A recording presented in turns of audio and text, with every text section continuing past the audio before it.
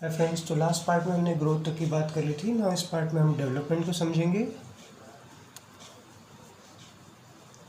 Growth के बारे में हमने कहा था कि it is the increase in the sum total या इंक्रीज इन ड्राई वेट, मास और नंबर ऑफ इंडिविजुअल्स या साइज ऑफ इंडिविजुअल को हमने ग्रोथ कहा था। डेवलपमेंट को अगर हम समझें तो डेवलपमेंट जो है it is defined as the sum total of all changes, जितने भी चेंजेस किसी ऑर्गेनिज्म की बॉडी में हो रहे हैं या किसी ऑर्गन में हो रहे हैं। तो development is the sum total of all changes that occur in an organ और organism during its lifetime. किसी भी ऑर्गेनिज्म के पूरे लाइफ टाइम में जितने भी चेंजेस उसकी बॉडी में हो रहे हैं फ्रॉम बर्थ टू डेथ, उस सारे चेंजेस का सम टोटल को कहा जा रहा है डेवलपमेंट। ठीक है, यहाँ पे हमारे पास कुछ चीज़ें ध्यान रखनी है। Growth should be internal,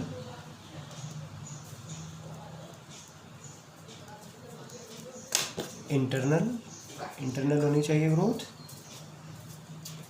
second thing हम यहाँ पे देखेंगे कि ग्रोथ जो है वो माउंटेन सिस्टम की ग्रोथ के लिए भी हमने देखा था कि वो इंटरनल नहीं होती, वो एक्सटर्नल होती है। डेवलपमेंट भी इंटरनल होगी लिविंग के लिए जब कैरेक्टरिस्टिक की बात अगर हम करेंगे तो। फोर्थ नेक्स्ट हमारे पास फिफ्थ जो कैरेक्टरिस्टिक आ रहा है लिविंग ऑर्गेनिजम्स के लिए, या फिफ्थ जो इंपॉर्टेंट लाइफ प्रोसेस है दैट इज रिप्रोडक्शन।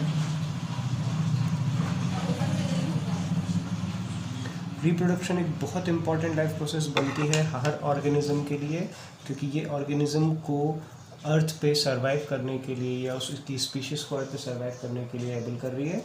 लेकिन it is not all inclusive नहीं है। बहुत सारे ऑर्गेनिजम्स ऐसे हैं जो रिप्रोड्यूस नहीं करते हैं, लेकिन फिर भी उनकी स्पीशीज़ परपिचुएट कर रही है।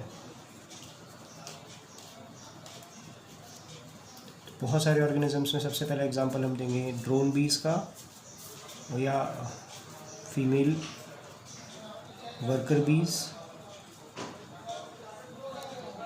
They don't reproduce. बहुत सारे ऐसे ऑर्गेनिजम्स हमको और मिल जाएंगे या जो हाइब्रिड ऑर्गेनिजम्स होते हैं वो भी रिप्रोड्यूस नहीं कर सकते हैं। तो रिप्रोडक्शन जो है वो डिफाइनिंग कैरेक्टर नहीं है, लेकिन एक इंपॉर्टेंट कैरेक्टर है लिविंग ऑर्गेनिजम्स के लिए।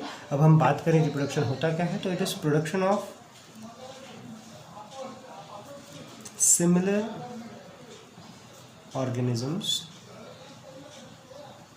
by living beings।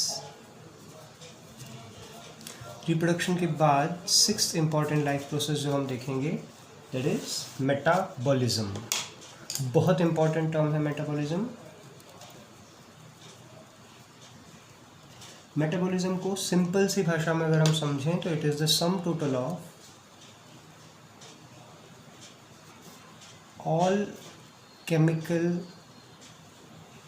या better to say biochemical reactions that occur in an organism।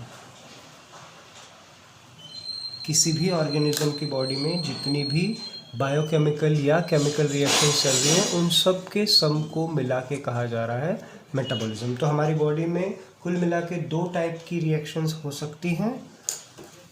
They are two types. या तो कोई चीज़ बनेगी हमारी बॉडी में या तो कोई चीज़ ब्रेक होगी। तो this two types are anabolism and catabolism. Anabolism कब कहेंगे, जब कुछ बन रहा है, सिंथेसिस हो रहा है। जितनी भी सिंथेसिस की रिएक्शंस हैं सारी एनाबॉलिक रिएक्शंस हैं। For example synthesis of glucagon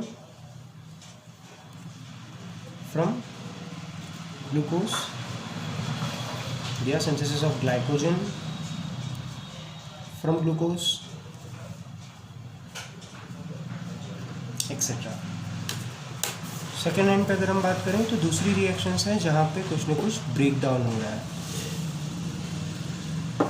जिनको हम कैटाबॉलिक रिएक्शंस कहेंगे। For example breakdown of glucose या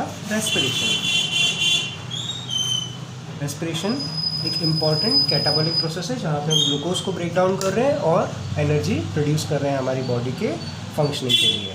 ठीक है, इसी तरीके से रेस्पिरेशन अगर एक कैटाबॉलिक प्रोसेस है तो फोटोसिंथेसिस एक एनाबॉलिक प्रोसेस हो जाएगी। तो सारी एनाबॉलिक और सारी कैटाबॉलिक प्रोसेसेस को मिला के कंबाइंड फॉर्म में हम कहते हैं मेटाबॉलिक रिएक्शंस। बहुत सारी रिएक्शंस साइमल्टेनियसली एक ही टाइम पे हमारी बॉडी में चल रही होती हैं और इन सारे ऑर्गेनिज्म इन सारी रिएक्शंस के पाथवेज को मिला के कहा जाता है या डिनोट करने के लिए हम कहते हैं मेटाबॉलिक पाथवेज। और ये सारे पाथवेज एक दूसरे से आपस में सेपरेट रखे जाते हैं अलग अलग ऑर्गेनल्स की मदद से, और इस सिस्टम को इस कहा जा रहा है compartmentalisation.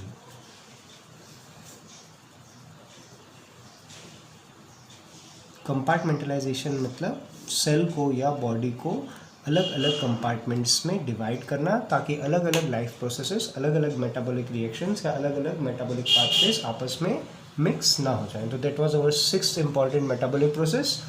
Rest we will see in the next video.